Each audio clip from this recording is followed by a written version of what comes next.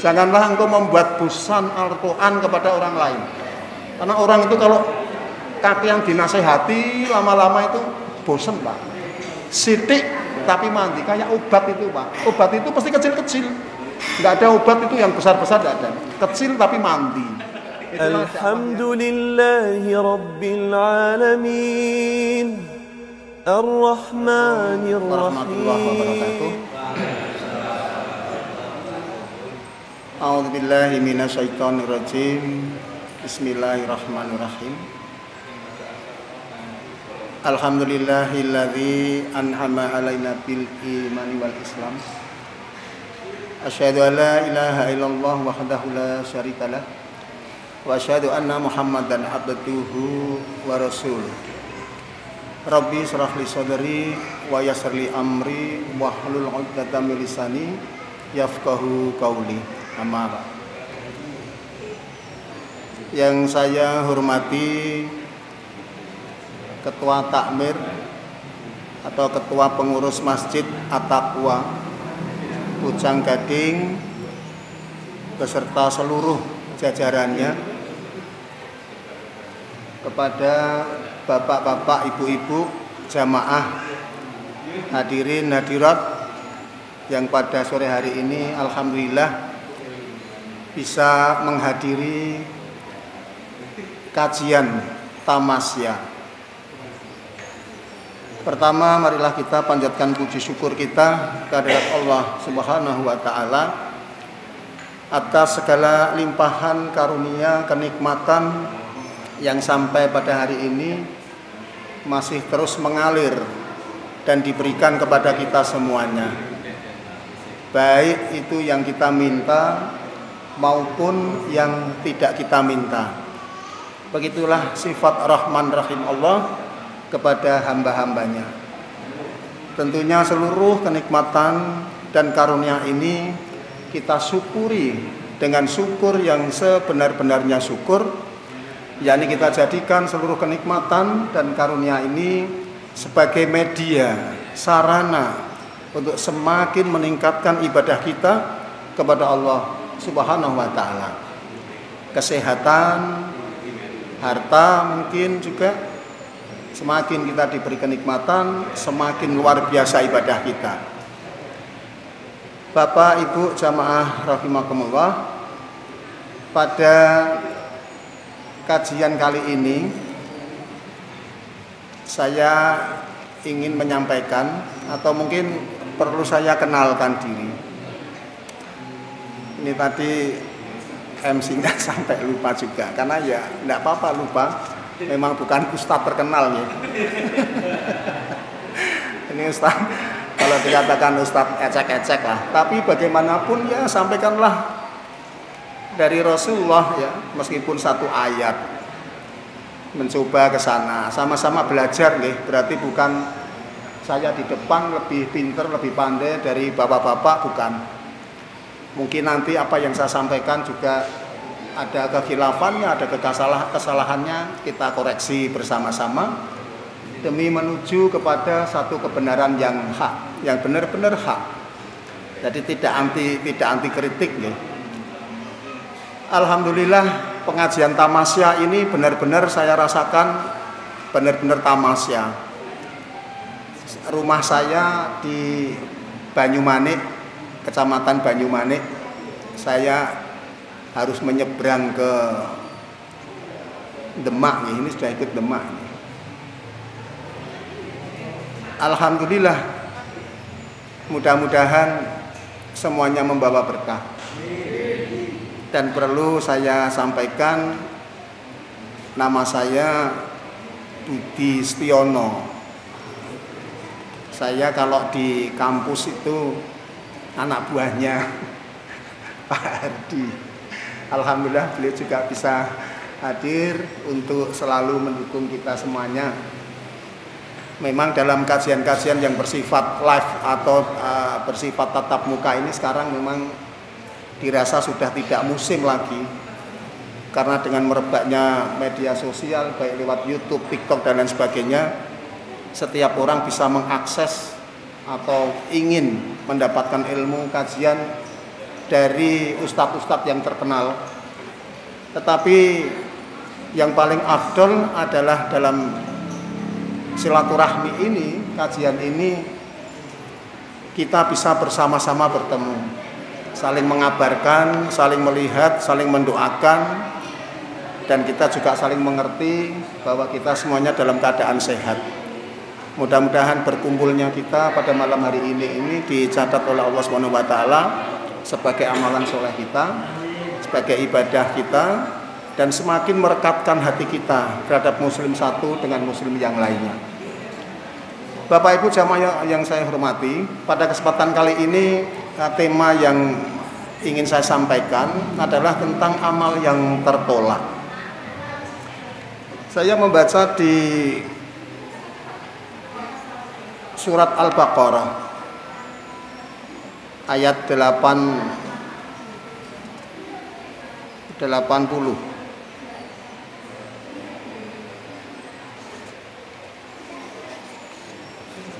Dan juga di surat Al-Maidah ayat yang ke-18. Dan yang paling mengerikan bagi saya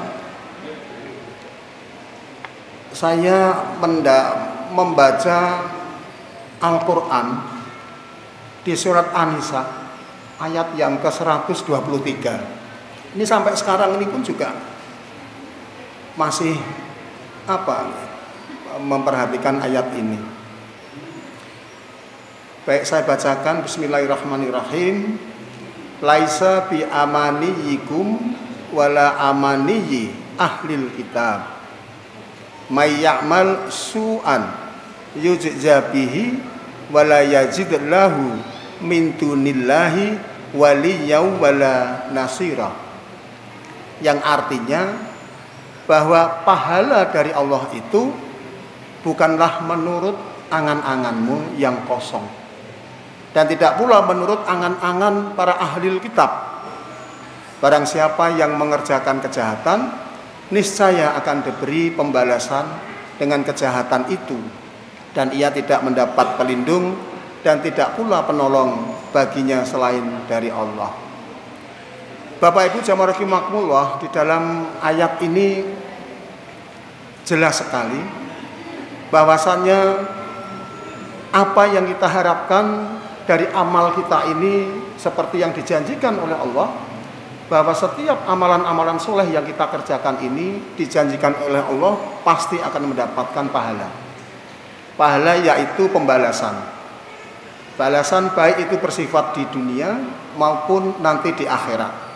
Tetapi di ayat ini ternyata ada satu informasi bahwasanya apa yang mungkin selama ini kita anggap benar, yang selama ini mungkin kita menganggap ibadah kita, amal kita sudah mendapatkan pahala, ternyata perlu dikoreksi juga.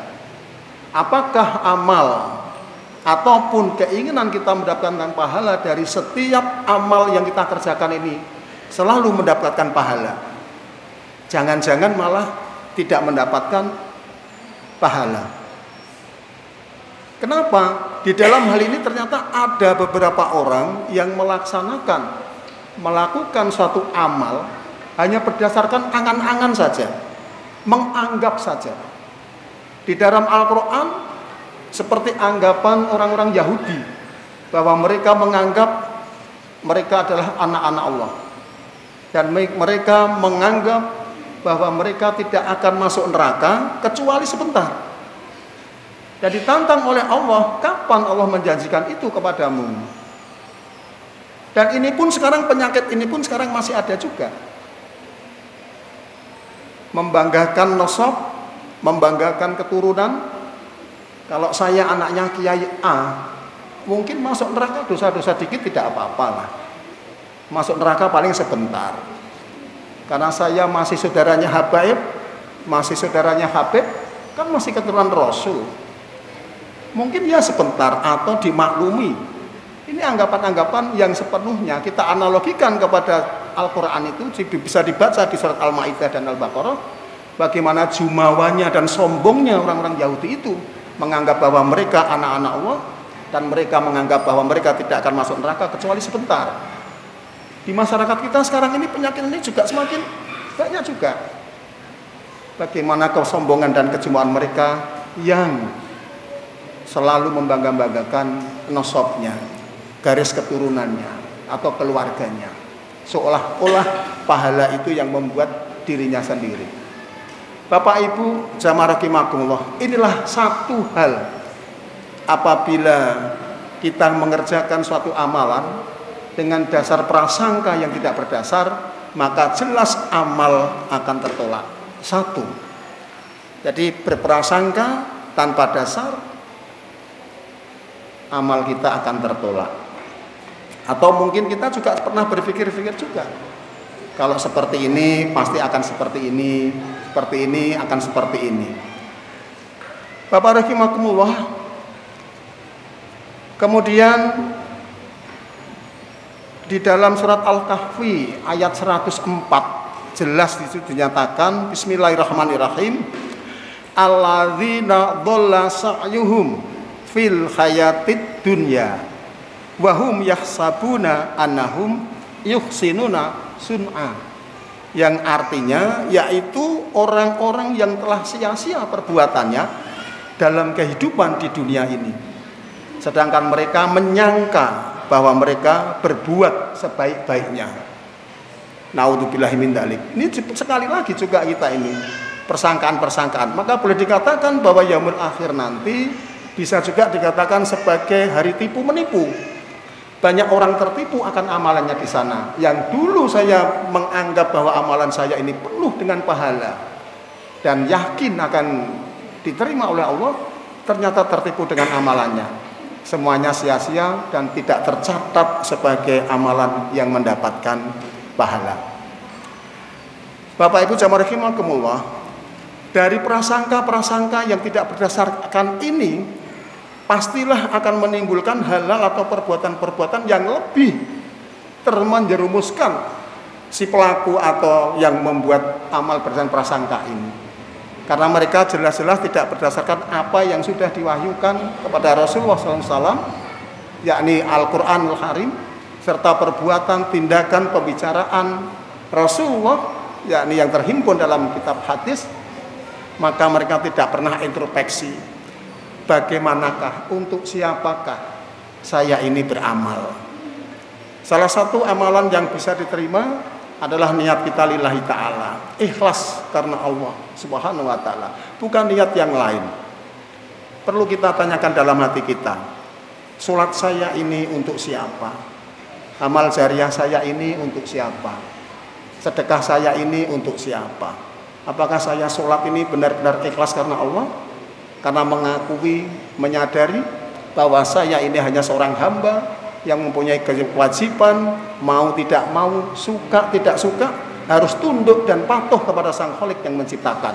Ataukah hanya sekedar sebagai media untuk mendapatkan sesuatu keinginan, pelampiasan nafsu, karena kekurangan harta, kemudian kita melakukan sholat-sholat tertentu supaya mendapatkan harta yang berlimpah.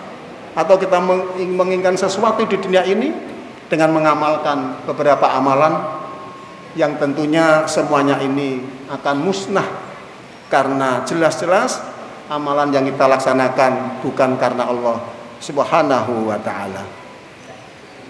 Kemudian dari hal tersebut maka bisa digarisbawahi, ternyata suatu amal itu membutuhkan suatu niat. Niat yang benar itu adalah niat ikhlas karena Allah subhanahu wa ta'ala.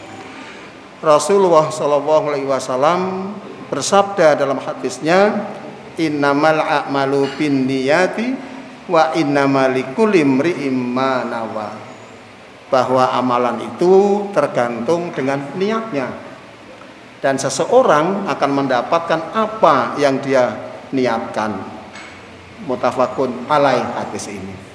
Berarti yang kedua, jelas amalan yang akan tertolak yakni amalan yang diniatkan dengan niat yang salah, bukan ikhlas niat karena Allah subhanahu wa ta'ala. Kemudian yang berikutnya, apabila seseorang sudah meniatkan suatu amalannya tanpa dilandasi dengan keikhlasan niat karena Allah Subhanahu wa taala, maka perlu koreksi juga pada diri kita. Di samping kita tadi berkoreksi diri untuk siapa kita ini beramal, untuk siapa kita ini beribadah. Kemudian perlu juga koreksi kita tanyakan dalam diri kita, dan bagaimanakah kita ini harusnya beramal. Wa kaifa a'mal. Bapak Ibu jamaah rahimakumullah, tentunya apabila ditanyakan hal ini kepada kita, jelas jawaban kita ini tentunya seluruh amal yang akan kita kerjakan ini mestinya berdasarkan kepada mutaba'ah atau mengikuti ajaran Rasulullah Sallallahu Alaihi Wasallam. Rasulullah Sallallahu Alaihi Wasallam bersabda, wa man amila amalan laisa alaihi amruna fahuwa raddun. Barang siapa yang beramal dengan suatu amalan yang tidak ada perintah dariku, maka tertolak. Hadis riwayat Bukhari. Jelas nggih? Jadi yang ketiga adalah suatu amalan yang tidak berdasarkan atau tidak sesuai dengan tuntunan Rasulullah Sallallahu Alaihi Wasallam. Sekarang ini kata-kata bid'ah begitu gencar, dan mereka orang-orang yang membela bid'ah pun juga gencar juga, sehingga seolah-olah kita mau mengatakan bid'ah itu segan enggan. Inilah sifat kerendahan hati seorang muslim, bahwa sebenarnya di dalam hatinya itu tidak ingin menyakiti hati saudara kita, tetapi karena ada perintah yang wajib, yakni yang hak katakan hak, yang batil katakan batil, maka bagaimanapun perasaan itu sakitnya harus tetap kita lakukan, harus tetap kita sampaikan, tentunya dengan niatan demi kebaikan kita bersama. Kita tidak ingin saudara-saudara kita menjadi saudara hanya di dunia, tetapi sekaligus kita menginginkan juga menjadi saudara-saudara kita bersama-sama sebagai penghuni surga yang dijanjikan oleh Allah Subhanahu wa taala. Bapak Ibu jamaah rahimakumullah, tentunya amal yang akan diterima atau tidak tertolak diterima oleh Allah hanyalah amal yang ikhlas dan benar.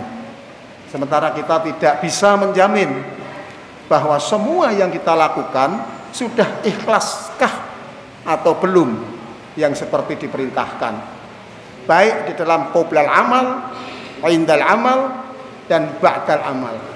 Sebelum kita beramal, apakah niatnya sudah benar?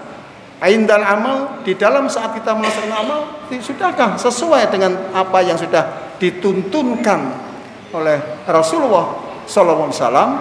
Dan tentunya akhir dari amal, ba'dal amal, ikhlaskah hati kita setelah kita melaksanakan atau melakukan suatu amalan. Ikhlas sesaat adalah kebahagiaan abadi, hanya saja ikhlas itu memang sungguh berat. Jadi kesimpulannya Bapak Ibu jamaah rahimakumullah, janganlah kita beramal tanpa melihat kenyataan ataupun tuntunan-tuntunan yang ada. Jangan hanya meniru-niru orang-orang Yahudi yang termaktub dalam kitab Al-Quran, beranggapan, berprasangka, membanggakan, nosab dan lain sebagainya. Kemudian yang kedua tentunya dengan niat yang baik, niat ikhlas karena Allah Subhanahu wa taala.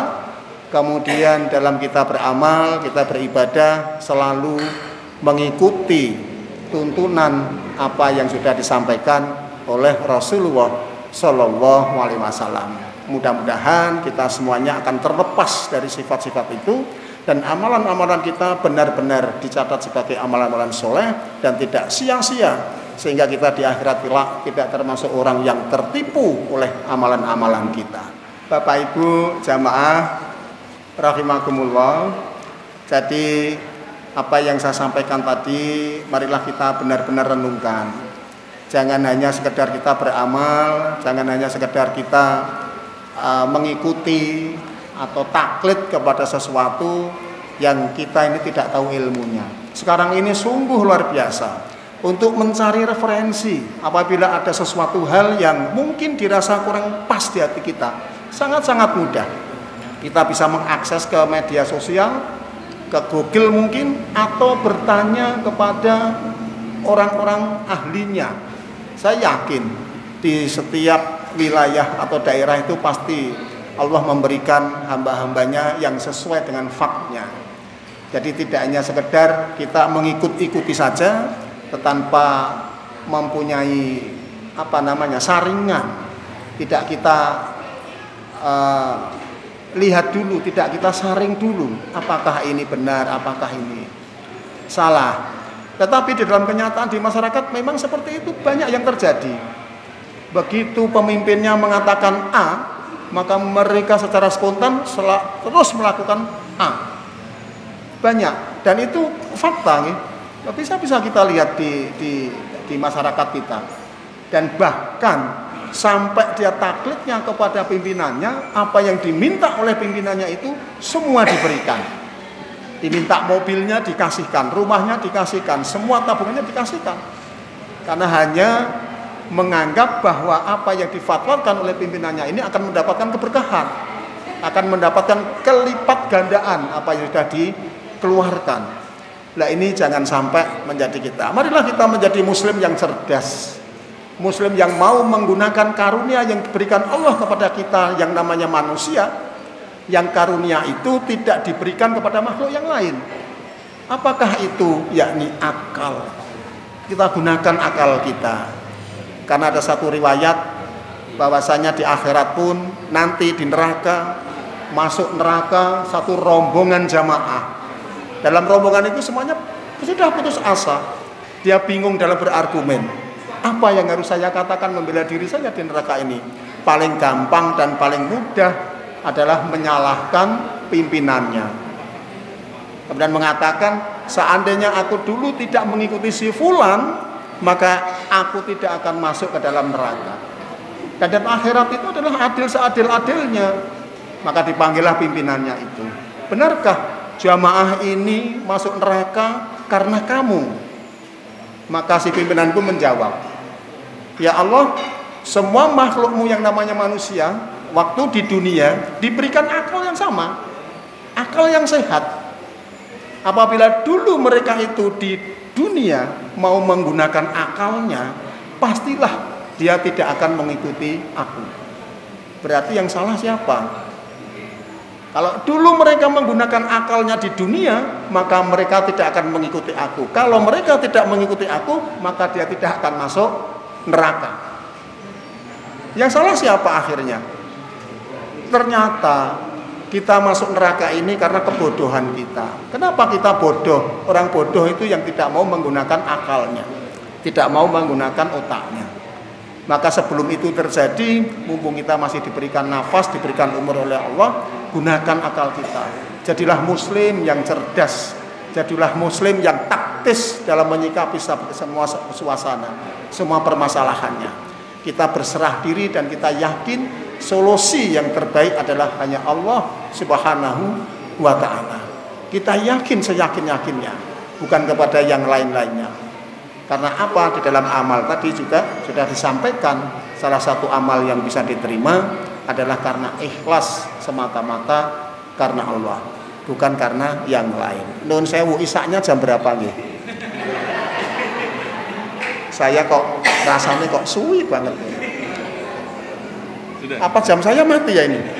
Enggak nih, jamnya benar. 10 menit lagi. Nggih. Saya kira cukup nggih, Bapak, Ibu. Terlalu banyak nanti malah bosan. Janganlah engkau membuat bosan Al-Qur'an kepada orang lain. Karena orang itu kalau kakean dinasehati lama-lama itu bosan, Pak. Sithik tapi mandi, kayak obat itu, Pak. Obat itu pasti kecil-kecil. Enggak ada obat itu yang besar-besar, enggak ada. Kecil tapi mandi. Itulah dakwah yang paling mujarab menurut saya nggih. Monggo kalau menurut Bapak-bapak harus panjang 1 jam 2 jam, akhirnya toh ilmu nggak kita dapat. Demikian apa yang bisa saya sampaikan. Mohon maaf yang sebesar-besarnya apabila ada salah dan khilaf saya, itu karena kebodohan saya. dan karena kalau ada kebenaran di dalamnya semata-mata itu karena Allah Subhanahu wa taala. Billahi taufiq wal hidayah. Wassalamualaikum warahmatullahi wabarakatuh. Waalaikumsalam warahmatullahi wabarakatuh.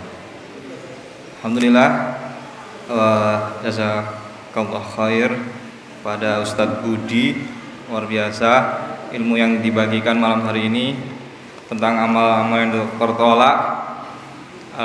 Artinya kita sudah tahu ilmunya tentang apa saja yang menyebabkan amalan itu tertolak.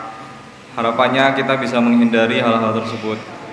Sebagai penutup dari pembawa acara, kami ingin menambahkan setidaknya ada 3 doa supaya amal kita diterima. Mungkin sudah banyak kita hafal. Rabbana taqabbal minna innaka antas sami'ul alim. Di surat Al-Baqarah ayat 127.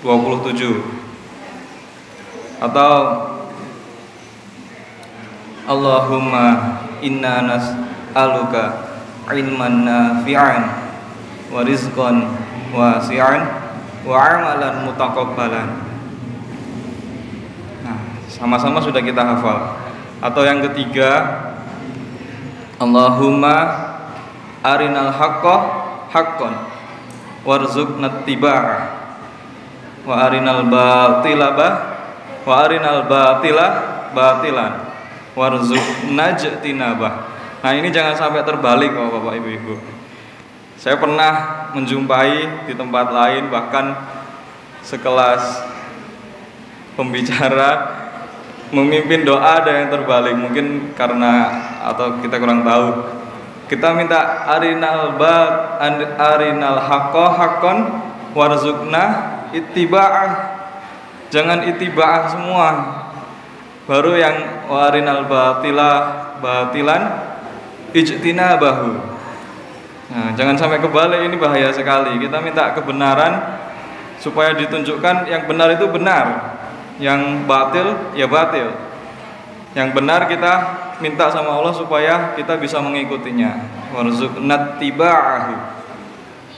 Dan kalau yang batil, kita minta sama Allah supaya kita dijauhkan dari yang batil tersebut. Itu saja penutup yang bisa kami sampaikan, mudah-mudahan dapat melengkapi.